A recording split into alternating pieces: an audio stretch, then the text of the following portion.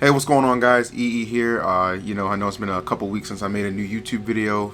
That's primarily because there's been a lot going on. I know some people thought I was hiding under a rock because I got the DLC prediction wrong, but no, that's not the case actually. I've just been noticing a lot of stuff that's been happening in the Smash Bros. Community. It's really piling up, and as the thumbnail suggests, I'm questioning, is this the end? And honestly, it is, but that doesn't necessarily mean it's a bad thing. Basically, what I mean by that is it's the end of, the community as a whole really just kind of allowing things to maybe just kind of be swept under the rug or skirt by, because there's a lot of situations where things have really come up, and every now and then maybe hear whispers or something like that, or unsubstantiated rumor. And obviously, us as people, it's just like, is it locker room talk? Is it just somebody being salty or what have you? But unfortunately, a lot of these things that people have been accused of have actually turned out to be true, and that's actually really heartbreaking. Now, I myself, I'm somebody who's found jokes that can be, inappropriate, very funny at times, and things like that, of that nature. But the thing is, I feel like me, myself, as a person, I've kind of grown, especially as, the climates have shifted. I've been around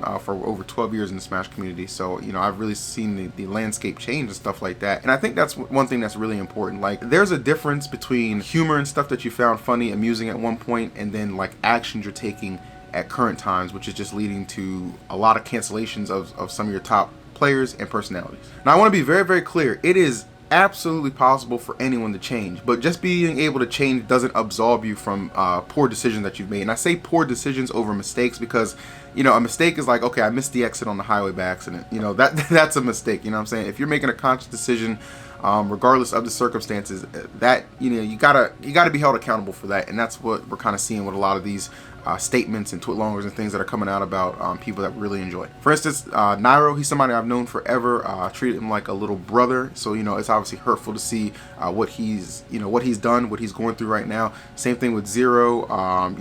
As somebody who's trying to get into the real content grind, that's somebody I looked up to as far as on that side of things. So I'm seeing a lot of things with him that are just, even as recently as today with the Jisoo art twit longer, that's just kind of blowing my mind. It's one of those things, you never really know, what's going on behind closed doors. It's okay to idolize. And I want to preface, it's very okay to idolize people. You know what I'm saying? You have somebody you look up to, you want to be able to be like them in that regard. Now, one thing you guys need to be able to do is separate the man from the legend. Okay, I know that the legend of these players who have done just these miraculous things, they probably have had some of the best tournament runs you've ever seen, maybe your best tournament match you've ever enjoyed features them, stuff like that. But the legend of them and the man of them, you got to be able to separate that. Their accomplishments and whom they are behind the scenes, that's stuff that can hurt. And I understand that it's not the easiest thing to accept. It takes people a lot of time. You see, people, fanboys are being accused of just,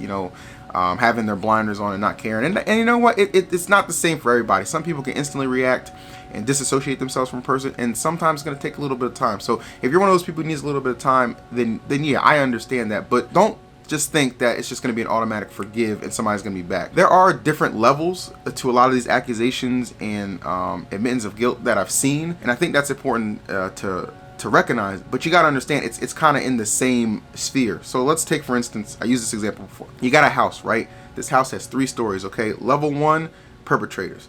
Level 2, even worse perpetrators. Level 3, the worst of the worst offenders. You know what I mean? There's different degrees to things that have come up, but they're all up at the end of the day. And so what the community has decided to do is, on this foundation, they're just lighting a match and just burning the whole house down. You know what I'm saying? And if you're in that category, you're going up in flames as well. It's just one of those things where you can't really predict how people are going to react, but you have to know at the end of the day, it's for the best. I myself, again, I have friends, people I know, colleagues and stuff like that have been under the microscope as of late because of things that have happened, and it's upsetting. You know what I'm saying? And I preference this by, I hope I'm not coming off the wrong way saying this, I'm wishing them the best in being able to seek therapy or help and get to the root of that issue, because I don't want somebody to just leave the community and then continue the same pattern of behavior they have. No, you know what I mean? I want you to be able to talk to a doctor, therapist, whatever that may be, and get to the root of why that happened and how can we make sure it doesn't happen again, because that's important. And I think turning your back to everybody right now is not the right move. I'm really worried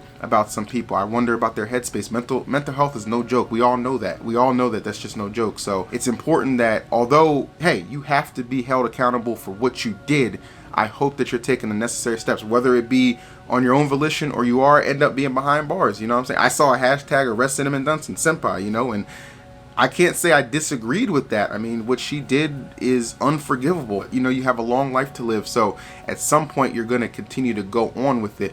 Make sure that those patterns are not the same. And another thing to be mindful of, guys, is, you know, when I saw that not safe for work content that was produced about Shannon Dorf and Vicky Kitty, it made me sick to my stomach. Like, you know, I'm somebody who's always, you know, in the past been like, you know, get over it. Things are just a joke. It's not that big of a deal. But, you know, when I really think about it, and I've gained more women, you know, as my friends throughout this community, like, I understand how this could be very hurtful, you know. So when I see something like this is another instance where we need to do better. Now, shouts to the community for actually banding together. We mass reported this guy. His Twitter account, I believe, got suspended. The work got taken down off of Twitter. And I'm not sure if the Patreon's still up where this not safe for work content was produced, but honestly, you can't just commit. Don't just, first of all, don't take commissions for not safe for work content from somebody on somebody who hasn't even given their consent for it. I think this actually happened to Vicky like 3 years ago, which is just insane. So this kind of just needs to stop. But, you know, props to the community. That's the kind of involvement I want to see. Like, we come together, we band together. And shouts to Vicky for actually, this happened while she had to commentate an Overwatch event too, and held it down, got the bag. So big ups to her. But again, just as a community, we got to keep making strides to be better and better. So going forward, when we eventually do get back to events, I've noticed people are kind of already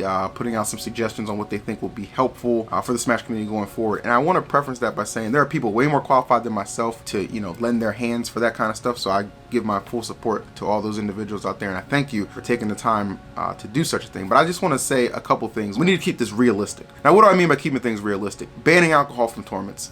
The thing with that is a lot of tournaments happen to be at a venue that has a bar. So you don't want to just sit there and say, okay, no alcohol within like 4,000 yards of the venue. That's not going to work. You know, people are just going to sneak drinks and stuff like that.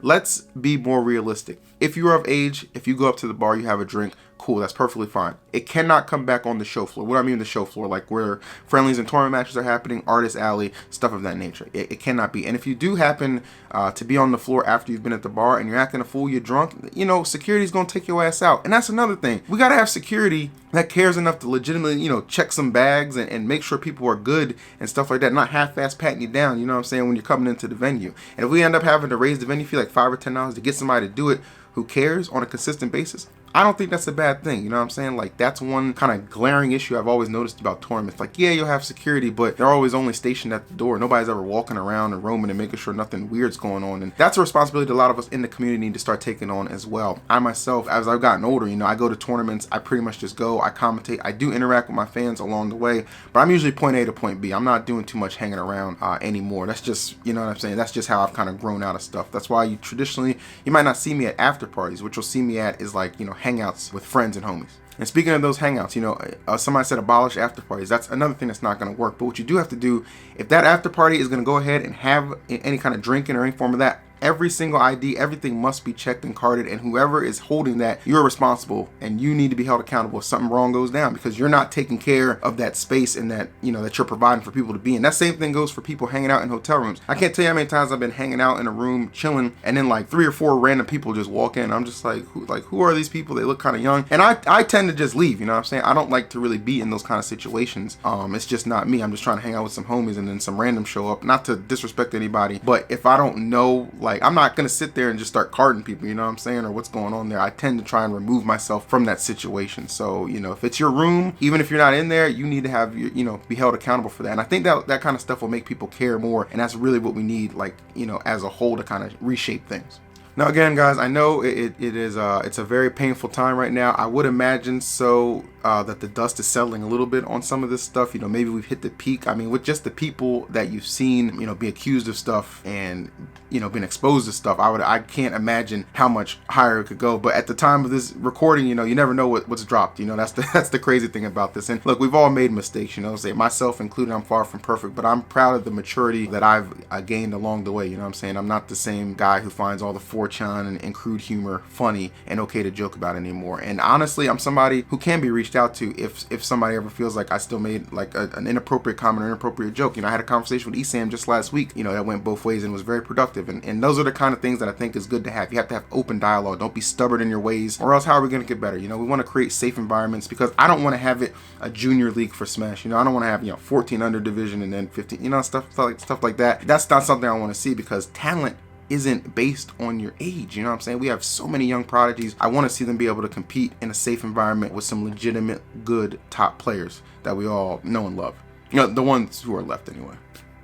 But anyway, guys, those are just some of my thoughts about what's been going on. I wanted to like have a place to just kind of consolidate everything that was on my mind. I talk about this on my stream every now and then, and that's just something that we do because I feel like it seems like every day, you know, there's just something new to discuss, and I want to make sure people know that I do care. I've seen a lot of your DMs. I'm sorry I haven't gotten back to a lot of them. Just a lot on my plate as well too, you know what I'm saying? So it's not easy for me either, and I know it's not easy for you guys, but hopefully you can find you know, find some peace. Talk to friends, talk to family, and please to anybody who's trying to use this as a way to kind of sneak into the space. I've seen people talk about, oh, you know, Nairo had a monopoly on streaming and Zero did on YouTube. You know, here's our chance. No, don't look at it like that, because people are looking for a new home. Welcome them in with good intentions, not for monetary gain. You know what I'm saying? That's not what this is about. It's a very trying situation, and although we recognize, yes, these people have to be removed, we do want them to recognize, why did you get removed? What do we have to do better going forward? And I think that's something that a lot of us can ask ourselves in that regard. I hope this was informative. Sorry I rambled too long, but if you did enjoy the content or the video, regardless of that, you can always like, comment, and subscribe, because we'll be getting right back to regular content later on in this week. And thank you so much for watching. Take care of yourselves.